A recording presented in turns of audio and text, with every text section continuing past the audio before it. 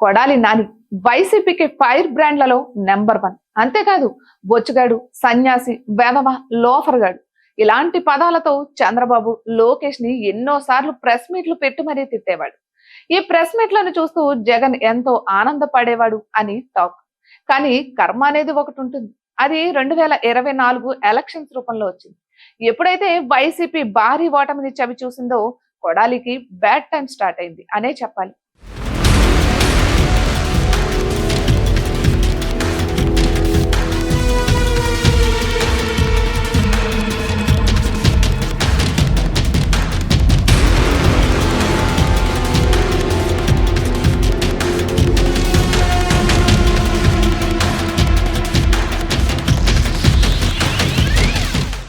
కొడాలి నాని గుడివాడ నుంచి ఓటమి పాలయ్యాక ఎన్నికలకు ముందు ఈసారి ఓడితే రాజకీయ సన్యాసం చేస్తానంటూ కొడాలి నాని సవాల్ విసిరిన నేపథ్యంలో నాని ఓడిపోయాక ఆయన నివాసాన్ని ముట్టడించిన టీడీపీ శ్రేణులు ఎప్పుడు సన్యాసం చేస్తున్నావని నినాదాలు చేశారు. మాట నిలబెట్టుకోవాలని డిమాండ్ చేశారు.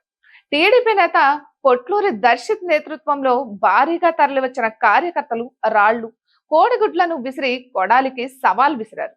అసలు కొడాలి నాని అంటే గుడివాడలో ఆయనే కింగ్. దాదాపు 20 ఏళ్ల పాటు పార్టీలు మారిన గుడివాడను తన అడ్డాగా మార్చుకుని రాజకీయాలు నడిపిన సీనియర్ నేత. కానీ ఒక్క ఓటమి ఆయన పరిస్థితిని దారుణంగా మార్చేసింది. టీడీపీ వైసీపీలో 20 ఏళ్ల పాటు ఎమ్మెల్యేగా గెలిచి కంటి చూపుతోనే రాజకీయాలు నడిపిన దిగ్గజ నేత కొడాలి నానికి అధికారం పోయాక మాత్రం చుక్కలు కనిపిస్తున్నాయి. గుడివాడకు రావాలంటేనే కష్టంగా మారిపోయిన పరిస్థితి. ఇలాంటి సమయంలో 2 దశాబ్దాలుగా నిరాటంకంగా రాజకీయాలు చేస్తూ ఏ చిన్న కార్యక్రమం అయినా వేడుకగా జరుపుకునే కొడాలి నానికి గుడివాడ పోలీసులు భారీ షాక్ ఇచ్చారు. ఆయన పుట్టినరోజు వేడుకలు జరుపుకోకుండా అడ్డు తగిలారు. కొడాలి నాని పుట్టినరోజు వేడుకలకు సిద్ధమైన ఆయన అభిమానులు, అనుచరులకు భారీ షాక్ ఇస్తూ అనుమతిని నిరాకరించారు. అంతేకాదు కొడాలి నాని ఫ్లెక్సీలు కూడా కట్టకుండా ఎక్కడికక్కడే అడ్డుకున్నారు. అంతేకాదు ఆయన అనుచరులకు పోలీసులు హెచ్చరికలు కూడా ఇచ్చారు. గుడివాడ పట్టణంలో 20 ఏళ్లుగా పోలీసులైన, రాజకీయ నేతలైన, రాజకీయమైన కొడాలి నాని కనుసన్నల్లోనే సాగాయి. అలాంటిది ఏకంగా పట్టణంలో పుట్టినరోజు వేడుకలు కూడా నిర్వహించకుండా పోలీసులు అడ్డుకున్నారు. దీంతో చాలా వరకు మనస్తాపానికి గురయ్యాడు నాని. చేసిన తప్పులకు పశ్చాత్తాపడుతున్నట్లు వినికిడి.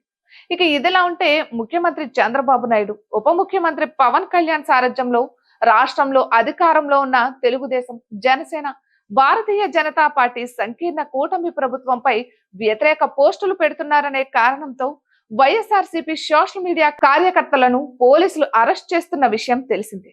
ఇక మహిళలను కించపరిచేలా సోషల్ మీడియాలో వ్యతిరేక పోస్టులు పెట్టే వారికి చంద్రబాబు హెచ్చరికలను జారీ చేశారు.